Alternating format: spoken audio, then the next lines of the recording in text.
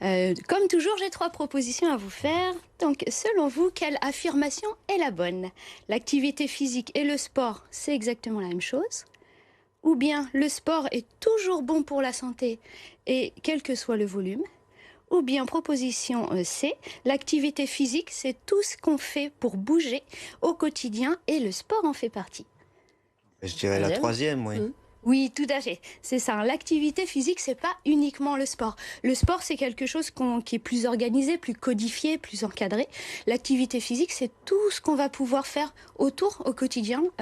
Marcher pour venir travailler, monter les escaliers, ce genre de choses, ça fait partie de l'activité physique.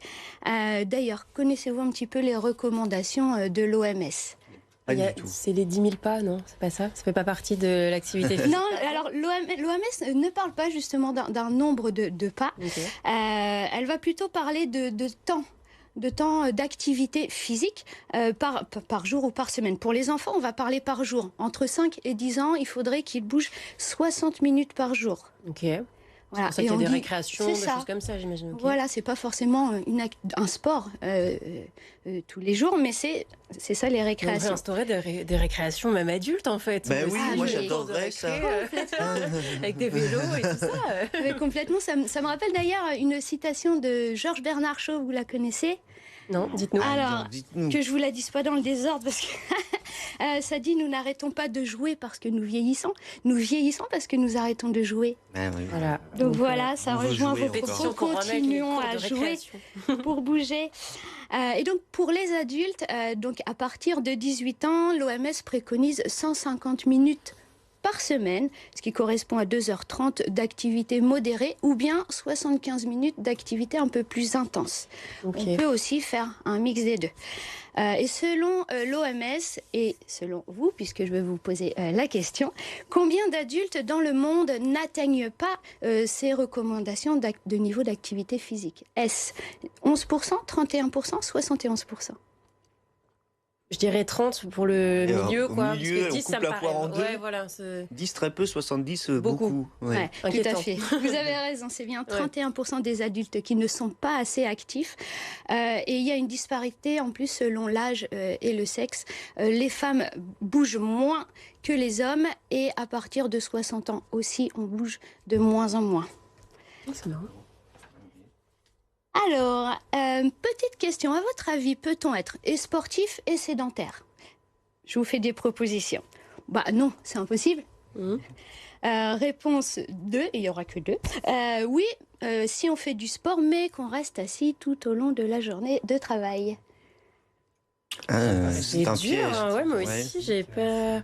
Pas sûr. Dites-nous, la bonne réponse. Eh bien, la bonne réponse, c'est oui, on peut être considéré sédentaire, même si on fait du sport, parce qu'on reste trop longtemps assis, justement. Si on fait une journée de 8 heures assis au bureau, bah, finalement, on est considéré comme sédentaire. Mais les jeux d'échecs, c'est du sport? Et donc on reste du sport cérébral. Du sport cérébral, oui, mais c'est du sport. Ouais, eh ben, je serais curieuse de savoir s'il existe des championnats d'échecs où on les pratique debout, parce que figurez-vous que on réfléchit beaucoup mieux finalement quand on est debout, ou même en activité sur un tapis de marche, sur un vélo.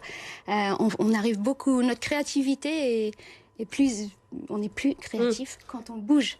Ce qui est intéressant, Carole, ce que vous nous dites, c'est que passer sa semaine assis derrière un bureau et faire une séance de sport dans la semaine, ça ne suffit pas. En fait, l'idée, c'est d'avoir de l'activité physique tout au long de la semaine. Régulière. Tout à fait. D'ailleurs, j'ai cette question qui vient pour vous. Une séance de sport de 45 minutes peut-elle effacer une journée entière passée assis? Eh bien, est-ce que la réponse est oui complètement? Non, pas totalement. Ou alors seulement si la séance de sport est intense? Non, pas totalement. Moi, je dirais plutôt oui. Ah, bah voilà. Ouais. Mauvais élève. Elle avait 45 minutes contre... non, votre séance de 45 minutes ne va pas totalement... Alors, c'est mieux que rien, hein. Bien sûr, c'est mieux que celui qui ne va pas du tout faire son sport. Mais l'idéal, ce serait quand même, en fait, de couper sa journée. Toutes les demi-heures, se mettre un petit timer et hop, on se met debout. Et pourquoi pas... Voilà, à chaque page de pub. Debout, on bouge un petit peu, voilà, on s'étire. Mais il faut bouger. Pour ceux qui le peuvent, mettez l'imprimante loin et allez chercher à chaque document ou chaque dossier que vous imprimez, peut-être pas chaque feuille, mais chaque dossier. Vous dites pas, j'imprime tous mes dossiers, j'irai après. Non. Voilà, ça va vous permettre de bouger. Ça, c'est vraiment important parce que justement, si vous restez assis, il y a des risques. Les risques de la sédentarité. Sur les muscles, par exemple, une diminution de la masse musculaire, de leur élasticité aussi. Ça va aussi avoir un impact sur les articulations. Plus une articulation est fixe, moins elle va être solide, plus on sera soumis à l'arthrose. Donc il faut muscler les muscles autour pour soutenir vos articulations. La sédenté va avoir une incidence aussi sur votre cœur, risque d'insuffisance cardiaque, d'infarctus. Un impact également sur votre circulation sanguine. Moins on bouge, plus la circulation sanguine et lymphatique a du mal à se faire. Quand on marche, ça vient presser les coussinets en dessous le pied et ça vient faciliter le retour veineux. Ça aura également un impact sur votre cerveau, puisque quand on fait du sport, ça active la circulation sanguine et donc ça vient alimenter votre cerveau en oxygène. Quand on ne bouge pas, ce roulement se fait moins.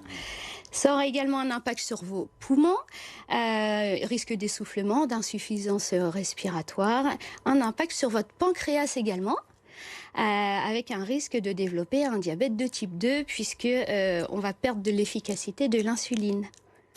Pas forcément besoin, donc on le disait, d'être dans une salle de sport pour ne pas être sédentaire. Très rapidement, Carole. Oui, très rapidement, oui. Eh bien, considérez donc que le monde est une salle de sport. Partout, on peut faire du sport, privilégier les escaliers. Et puis, quand vous trouvez un banc, pourquoi ne pas faire quelques pompes? Voilà, oui, surtout les bancs qu'on croise. Voilà. Ça va être tous ces déplacements. Quand vous êtes au téléphone, on se met debout. Quand on va faire les courses, on se gare loin. Et pour terminer, donc, les 3 piliers à retenir, parce que ça, c'est important. Quel est le plus important? Marcher davantage, se muscler régulièrement ou travailler son cardio? Ou bien les 3? Muscler régulièrement. Un peu des 3, non? Tout à fait, Lancelot. Cette fois, c'est vous qui gagnez. Il faut absolument faire les 3. Marcher, se muscler et travailler son cardio. Merci beaucoup, Carole Lancelot, vu que vous avez gagné. Et même si vous aviez perdu, on passe à l'histoire du jour.